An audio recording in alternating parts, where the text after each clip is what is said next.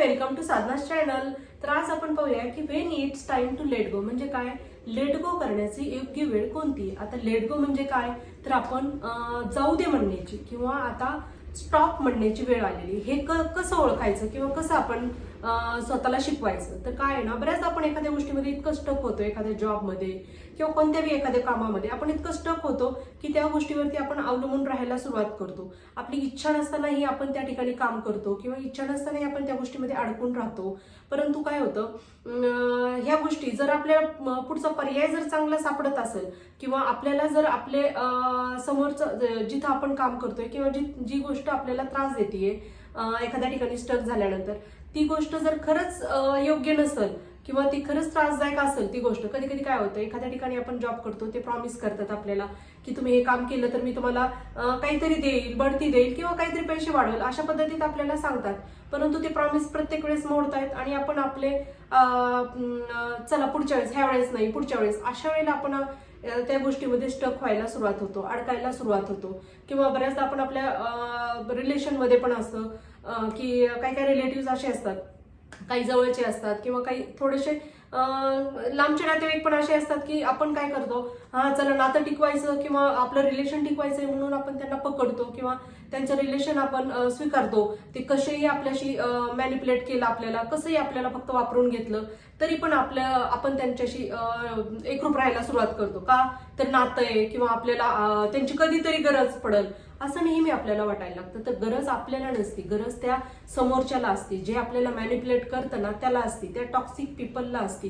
त्याला गरज का असती, कारण तो तसं वागण्यासाठी आपणच स्वतः त्याला अवेलेबल राहतो ना, त्याच्यामुळे मग त्याचं वागणं ते तसं व्हायला लागतं. परंतु जर आपण नो म्हटलं किंवा आपण तिथून लिव्ह केलं तर अशा वेळेला किंवा त्याला स्टॉप केलं तर अशा वेळेला ते लोक थांबणारच ना. परंतु आपणच ते स्वीकारतो, ती परिस्थिती, ते लोक, आणि त्याच्यामुळे मग ते लोक आपल्यावरती डॉमिनेट व्हायला सुरुवात होतात. तर अशा वेळेला आपण लेट गो करणं सगळ्यात चांगलं असतं. आपल्याला आपलं मानसिक स्थैर्य पण लाभत नाही आणि बऱ्याचदा आपण नवीन विचार पण करू शकत नाहीत जर ह्या अशा गोष्टींमध्ये आपण अडकून राहिलो तर. किंवा बऱ्याचदा आपण आहे ना रिलेशनमध्ये बऱ्याचदा तसं होतं की काही काही लोकांवरती आपण अवलंबून राहायला सुरुवात होतो, म्हणा पैशासाठी किंवा कोणत्याही एका प्रेमापोटी किंवा काहीतरी आपलं असतं नातं म्हणून. पण ते लोक त्या नात्याचा विचार करत नाहीत. बऱ्याचदा ते काय करतात, त्यांना माहित असतं की याला आपली गरज आहे आणि मग ते काय करतात, प्रत्येक वेळेस फक्त ते आपल्यालाच वापरून घ्यायला लागतात किंवा आपल्यावरतीच डॉमिनेट करायला सुरुवात.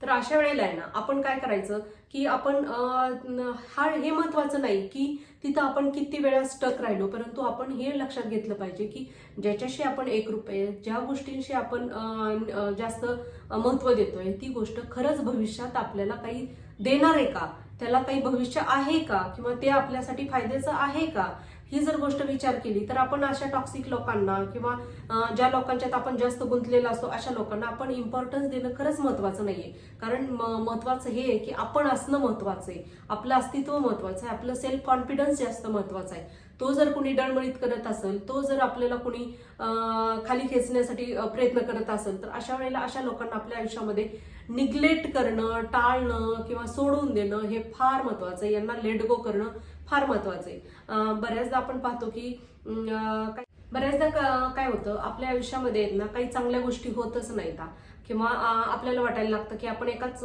साच्यामध्ये किंवा एकाच पद्धतीच्या आयुष्यामध्ये असं जखडून राहिलोय किंवा अडकून पडलोय. तशा वेळेला ना आपण आपल्या ज्या भावना आहेत त्याला लेट गो करून जर आपण देवावरती विश्वास ठेवला किंवा देवावरती जर आपला विश्वास नसेल, बऱ्याचदा नाही बसत, खूप परिस्थिती कठीण असली तर नाही बसत, का माझ्यावरती अशी वेळ आली, अशा वेळेला आपली विश्वास नाही बसत. तर तशा वेळेला आपण स्वतःवरती बिलीव्ह ठेवलं, स्वतःवरती विश्वास ठेवला तर ती गोष्ट आपल्याला नक्कीच ह्या सगळ्या परिस्थितीतून बाहेर काढण्यासाठी मदत करते. तर सगळ्यात महत्वाचं आहे सेल्फ बिलीव्ह आपल्याला एका वेगळ्या आयुष्याकडे घेऊन जायला मदत करते. तर बऱ्याचदा आपण ह्या गोष्टीकडे दुर्लक्ष नाही करायचं, कोणत्या टसेल्फ बिलीव्हला. आपण त्या गोष्टींना लेट गो केलं तर आपल्याला नवीन गोष्टी आपल्या आयुष्यात यायला सुरुवात होत्यात आणि हे खरंच घडतंच, म्हणजे 100% घडतं. कारण काय आहे ना, आपण काय करतो, आपण आपल्या मनावरती आहे ना त्या गोष्टींचा इतका पगडा बसवतो ज्या आपल्या आयुष्यात आपल्यासाठी खराब आहेत म्हणून. तर त्या गोष्टींचा इतका पगडा बसवतो की त्याची एक मोठी भिंत तयार करतो आणि त्या भिंतीतून आपण पाहूच शकत नाही की पलीकडे काय चांगलं आहे ते. बऱ्याचदा आपण पाहतो की ज्यावेळेस लेट गो करतो त्यावेळेस नवीन आपल्याकडे संधी पण यायला लागतात, नवीन गोष्टी पण आपली आयुष्यात दिसायला पण लागतात आणि यायला पण लागतात. कारण त्यासाठी आपण एक पॉझिटिव्ह एनर्जी सेंड केलेली असते आणि ती एनर्जी फार महत्वाची असते. म्हणजे पुढच्या लोकांसाठी, नवीन येणाऱ्या लोकांसाठी किंवा नवीन परिस्थितीसाठी. तर अशा वेळेला किंवा बऱ्याचदा आपण आपली एनर्जी, बऱ्याचशा लेडीजच्या बाबतीत पण तसं होतं की बऱ्याचदा आपण अशी निगेटिव्ह एनर्जी खूप खूप घेतो, ह्याची त्याची सगळ्यांची गोळा करत राहतो. बऱ्याचदा लेडीजच्या बाबतीत होतं किंवा बऱ्याचदा एकमेकींशी संपर्क करून पण अशी एनर्जी आपण खूप कॅप्चर करतो आणि ती एनर्जी आपण आपल्या घरात घेऊन येतो. आणि ही जी एनर्जी आहे ती जर चांगली असेल किंवा एखाद्याकडून आपल्याला प्रेरणा मिळाली असेल, काहीतरी कुणीतरी केलंय त्याची प्रेरणा मिळाली असेल, तर ती एनर्जी चांगली आहे. ती एनर्जी आपण आपल्या मुलांपर्यंत, फॅमिलीपर्यंत पोहोचवतो, घरात त्याची एक ऑरा तयार होतो. परंतु जर आपण कोणाची बॅड एनर्जी कंझ्युम केली, आपण जर ती आपल्यामध्ये आली, तर आपण पाहतो मी आपल्या सगळ्या एनर्जीचा इम्पॅक्ट आपल्या फॅमिलीवरती, मुलांवरती विशेषतः जास्त होतो. कारण आईचा खूप जास्त प्रभाव असतो मुलांवरती. तुम्ही कधीही बघा, बऱ्याचदा मोठं झाल्यानंतर मुलांची मानसिकता आईच्या मानसिकतेसारखीच असते. हे एकदम खरं आहे, कारण आईच्या जास्त जवळ असतात मुलं. तर हे एक आपण थोडीशी काळजी घेतलेली बरी. आणखी बऱ्याचदा आपण काय करतो, नवीन गोष्टी करण्यासाठी की आपण रिस्क घेणं आपल्याला नको वाटतं आणि आपल्याला वाटतं की आता ह्या वयात काय करायचंय किंवा परंतु खरं तर एज हे खरंच मॅटर नाही करत. Age is a just number. तुम्ही 15 वर्षाचे असा किंवा 60 वर्षाचे असा, 70 वर्षाचे असा, नवीन गोष्टी शिकायला, नवीन गोष्टी करायला आपण खरंच अडवायला नाही पाहिजे स्वतःला किंवा घाबरायला नाही पाहिजे.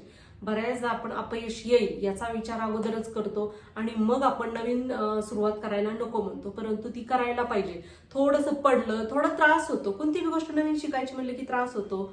परंतु ते काय होतं, म्हणजे आपण आपल्या मनाला सवय लावतो की माझं इतकं एज आहे, माझं आता ह्या एजमध्ये मी काय शिकणार, मला काय गरज आहे. परंतु खरं तर आता अशी परिस्थिती आहे की तुम्ही कितीही वर्षाचे असा, परंतु शिकत राहणं सगळ्यात जास्त महत्वाचं आहे.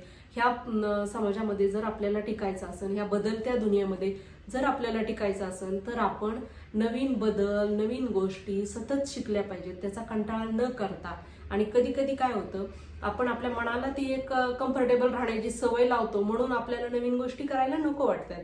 परंतु जर खरं पाहिलं तर कधी कधी सवय लावली, आता आज हे शिकू, उद्या ते शिकू, अशी सवय लागली, तर आपल्याला पण एक गोष्ट नवीन नवीन शिकण्याची एक आपल्याला सवय लागायला लागते किंवा करावीशी वाटायला लागते.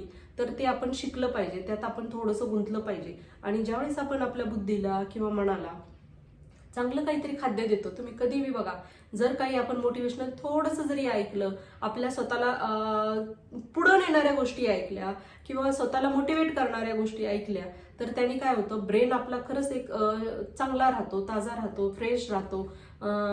जुन्या मळकट गोष्टी आपल्या पटकन ते थोड्याशा विसरल्या जातात, बाजूला जातात. तर शेवटी काय महत्वाचं आहे की आपल्या संध्याकाळच्या वेळेला आपल्याला किती बरं वाटते हे सगळ्यात जास्त महत्वाचं असतं. म्हणजे बरं म्हणजे काय, तर आनंददायक काय केलं आपण दिवसभरामध्ये, ह्या सगळ्यात जास्त महत्वाचं आहे. सॅटिस्फिकेशन सगळ्यात जास्त महत्वाचं आहे.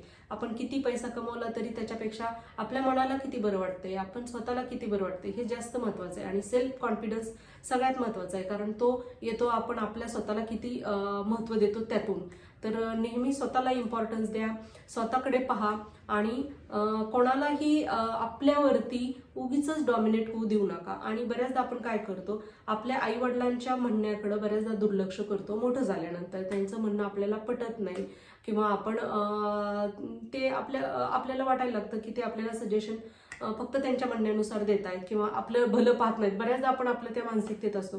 परंतु कधी कधी असं असतं, जर खरंच आपली फॅमिली चांगली असेल, आपल्या बाजूची असेल, आपल्या फायद्याचा विचार करणारी असेल, तर त्यांचं नेहमी ऐकावा, त्यांचं खरंच ऐकावं. कारण त्यांनी काय होतं, ते त्यांच्या अनुभवानुसार आपल्याला सल्ले देतात आणि आपण त्यांना खरंच निग्लेक्ट करणं चांगलं नाही. कारण कितीही परिस्थिती आली तरी शेवटी फॅमिली सगळ्यात जास्त महत्त्वाची असते. आपण आपल्या फॅमिलीची एकरूप असणं सगळ्यात जास्त महत्त्वाचं असतं. त्याच्यामुळं आपण सगळ्यांशी आपण आपल्या आयुष्यातल्या टॉक्सिक पीपलला बाहेर पटकन लेट गो करणं, टॉक्सिक ज्या आपल्या बातम्या येतात, टॉक्सिक ज्या आपल्या गोष्टी येतात, त्यांना आपण आपल्या पटकन लेट गो करणं जास्त महत्त्वाचं आहे. कारण नवीन गोष्टी आपल्या आयुष्यात पटकन यावात म्हणून. तर त्याचं स्वागत करण्यासाठी तर आपण आपल्यामध्ये पॉझिटिव्हिटी आणायलाच पाहिजे, चांगल्या गोष्टींशी आपण एकरूप व्हायलाच पाहिजे. तर आजचा एवढाच मेसेज होता. थँक्यू.